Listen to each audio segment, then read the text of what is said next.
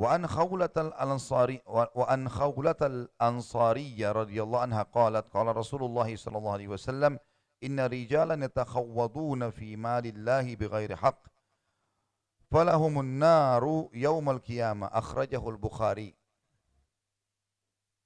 Dari Khawla Al-Ansariyah radhiyallahu anha, seorang sahabat yang mulia, bahwa Rasulullah SAW bersabda, sesungguhnya orang-orang yang menggunakan harta Allah dengan cara tidak benar, bagi mereka neraka pada hari kiamat.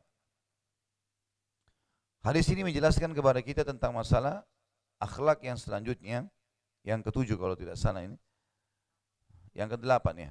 Ya, yang kedelapan, akhlak ini yang kita bahas pada hari ini, menyalahgunakan harta. Menyalahgunakan harta. Ulama hadis merincikan. Yang paling sederhana menyalahgunakan harta dalam meletakkan bukan pada tempatnya. Misal, walaupun harta kita, gaji, hasil bisnis, tapi dia letakkan bukan pada tempatnya. Seperti dia letakkan pada hal maksiat misalnya. Ini masuk dalam ancaman ini. Dan yang paling tinggi adalah menyalahgunakan harta yang diamanahkan orang lain kepadanya, yang itu juga hartanya Allah sebenarnya. Kita semua ini miliknya Allah. Maka ini puncaknya. Dia menyalahgunakan harta dia sendiri yang paling sederhana, dan yang paling puncak adalah menyalahgunakan harta orang lain yang diamanahkan kepada dia.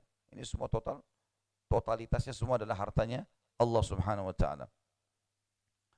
Dan tentu di sini teman-teman sekalian dimaksud tadi, yang paling sederhana menyalahgunakan hartanya adalah meletakkan bukan pada tempatnya.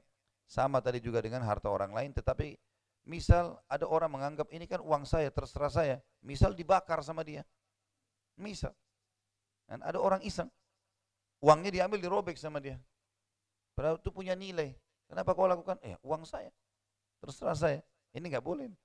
Bukan uang dia tuh, dia, uang itu, oksigen yang dia hirup, cahaya yang ditangkap oleh matanya, semua miliknya Allah. Allah amanahkan di dia. Nggak boleh dia lakukan itu. Ya. Jadi bukan berarti milik dia pribadi kemudian dianggap itu adalah semua punya dia, enggak. Begitu pula dengan menyalahgunakan harta orang lain dengan meletakkan bukan pada tempatnya. Dia pakai untuk kebutuhan pribadi misalnya, ya. Ada orang diamanahkan misalnya untuk bangun masjid, lalu dia bangun rumahnya. Ada orang begitu tuh, ya. Ada pernah saya temukan ada seorang donatur dari Saudi, dia nyumbang masjid. Melalui saya dia datang, kemudian dia cerita, saya pernah nyumbang masjid, tapi ternyata berbulan-bulan nggak selesai-selesai, bertahun-tahun nggak selesai-selesai. Saya cuma tahu transfer, diminta uang lebih dari permintaan yang awal. Lama-lama saya datang sendiri, saya lihat ternyata masjid memang belum selesai, tapi rumah orang itu mewah di sebelah masjid.